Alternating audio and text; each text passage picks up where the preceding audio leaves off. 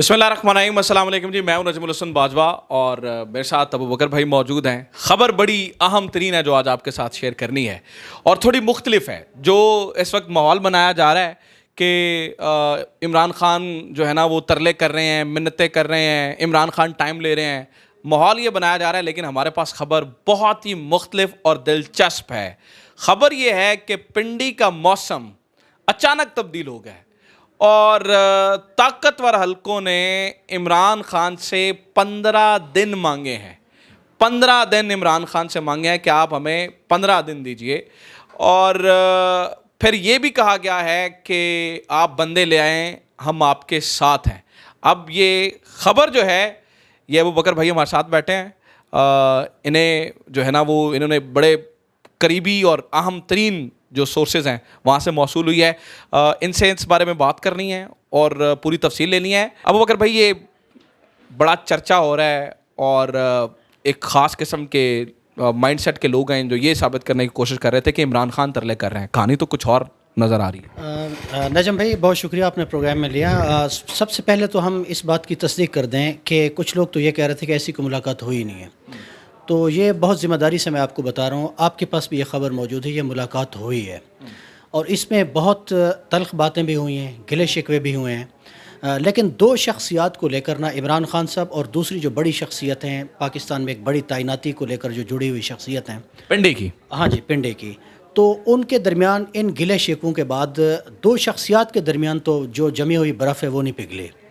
لیکن اس میں بہت سارے معاملات کو لے کر آگے کا ایک جو روڈ میپ ہے اس پر بظاہر اتفاق کیا گیا ہے کہ آپ سٹرگل کریں, آپ بندے لائیں, تو اس کے بعد پھر جو دباؤ ہم ڈالیں گے اسلام آباد میں, اگر سچویشن آؤٹ آف کنٹرول ہوگی تو لازمی بات ہے کہ پھر جو راول پنڈی کا جو ایک وزن ہوتا ہے وہ اس پلڑے میں ہوتا ہے جس سے حالات کنٹرول نہیں ہو رہے ہوتے, اس کے خلاف ہوتا ہے.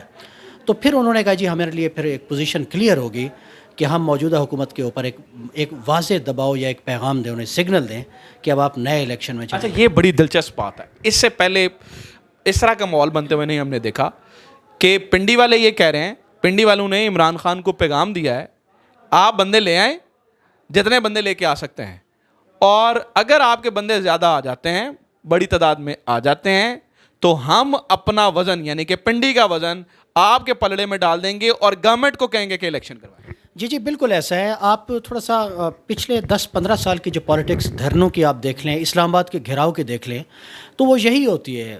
راول ہمیشہ سگنلنگ کرتا ہے پاکستان کے پولیٹیکل فورسز کے ساتھ, سب کے ساتھ یہی وعدہ ہوتا ہے کہ آپ ملین مارچ کر لیں, ملین بندے لے آئیں, ایک ایسا سٹ ان آپ کر لیں جس سے حکومت چلنی ناممکن ہو جائے. لیکن ہم نے ماضی میں دیکھا یہ ہے کہ دعوے تو بہت ہوتے ہیں سیاسی جماعتوں کے, اپوزیشن کے, لیکن اسلام آباد میں جب آپ باؤنڈری کراس کرتے ہیں, فیض آباد سے آگے جاتے ہیں, تو لوگ 25-30 ہزار ہوتے ہیں, 50 ہزار ہوتے ہیں, یہ شاید مینیجیبل ہوتے ہیں, اور ان لوگوں کو زیادہ دیر آپ رکھ بھی نہیں سکتے اسلام آباد میں. تو ایونچولی جو تمام حکومتیں ہوتی ہیں وہ اس دباؤ سے نکل جاتی ہیں. اب بھی ایسے ہی ہوگا اگر بندے چلے جاتے ہیں, چونکہ اب کی بار جو آپ کے 2 پروونس ہیں جو آپس میں جڑے ہوئے ہیں وہ عمران خان صاحب کے انڈر ہیں, ان کی پارٹیوں کی حکومت ہے وہاں, ان کی پارٹی کی حکومتیں ہیں وہاں پر.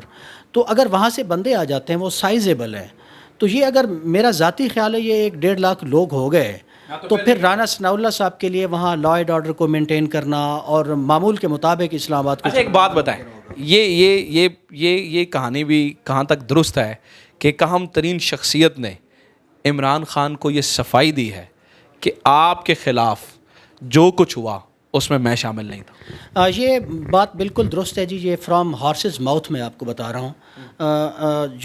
جو بڑی شخصیت ہیں طاقتور ترین, انہوں نے کہا جی میرے فیم کو لے کر مجھے ڈیفیم کیا جا رہا ہے, اور لازمی طور پر جو آپ کا نیریٹو ہے, آپ کی جماعت ہے, اور آپ کا جو ڈیجیٹل کا ایک لینڈسکیپ ہے اس میں ملائن کیا جا رہا ہے.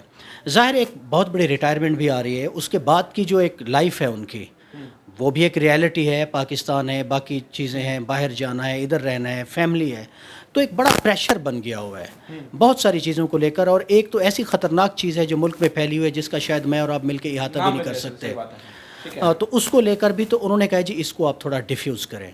تو اس میں پھر عمران خان صاحب کی طرف سے موقف دیا گیا کہ جی ایسی کوئی بات نہیں ہے میری طرف سے, یہ لوگوں کے جذبات ہیں, لوگ سمجھتے ہیں کہ میرے اوسٹر میں, میرے اسلام آباد سے مجھے فارغ کرنے میں بہت بڑا رول ہے آپ کا.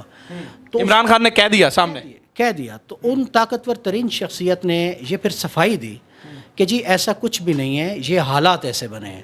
تو عمران خان صاحب نے انہیں کہا جی نہیں جی میرے پاس ٹائم لائن موجود ہے، کہاں کہاں کب اور کیسے آپ کے ایما پر آپ کے ادارے نے جو ہے وہ ایک مداخلت کی ہے چیزوں میں، اچھا چیزوں کو انرجائز کیا ہے میرے خلاف اور ایک پورا ماحول بنائے، اور جس سے پھر میری حکومت لڑکھڑا گئی۔ یہ بھی کہا گیا ہے کہ میں تو آپ کے خلاف نہیں ہوں لیکن نیچے معاملات تھوڑے گڑبڑ ہیں، کچھ لوگ ہیں۔ جی جب یہی بات ہوئی تو جب عمران خان جب کہا گیا نا بار بار کہ اب آگے چلیں نا، یہاں سے معاملات سٹک ہیں آگے چلیں، تو انہوں نے کہا جی آگے تو نہیں چل سکتے، آگے تو ایک صورت میں ہم چل سکتے ہیں کہ آپ الیکشن اناؤنس کروا دیں نئی حکومت سے۔ تو جب یہ باتیں ہو رہی تھیں تو پھر انہوں نے کہا، پھر ظاہر پیچھے الزامات کی بات بھی ہوئی، تو انہوں نے کہا جی میں آپ کے حوالے سے نیوٹرل ہوں، میں آپ کا اب اس طرح سے نہ تو مخالف ہوں نہ میں حامی، آپ مجھے سمجھیں، مجھے کمپلیٹ نیوٹرل سمجھیں، لیکن میرے نیچے جو لوگ ہیں وہ نیوٹرل ہونے کو تیار نہیں ہیں آپ کے حق میں یا آپ کی مخالفت میں۔ تو اس کے بعد میرا خیال ہے یہ طے ہوا ہے سم ہاؤ، یہ فرام ہارسز ماؤتھ میں آپ کو بتا رہا ہوں، یہ طے ہوا ہے کہ جی میرا اس میں کوئی مداخلت نہیں ہے اور میں بے بس ہوں، نیچے نمبر 1 2 3 جو بھی لوگ ہوں گے۔ تو اس کے بعد پھر اگلے دن کا جو خان صاحب کا خطاب تھا اس میں انہوں نے پنجاب حکومت لے کر جو چکوال میں خطاب کیا تھا اس میں انہوں نے واضح طور پر XYZ کی بات کی تھی، اور ساتھ کہا تھا کہ لوگ واپس فون کریں اور دھمکی کے جواب میں دھمکی۔ یہ اس بات پہ کہا تھا جب انہیں کلیریفیکیشن ملی کہ یار میں نہیں ہوں لیکن میرے نیچے ہیں۔ یہ اس ملاقات کے بعد کا لب و لہجہ آپ کو چکوال میں نظر آیا تھا۔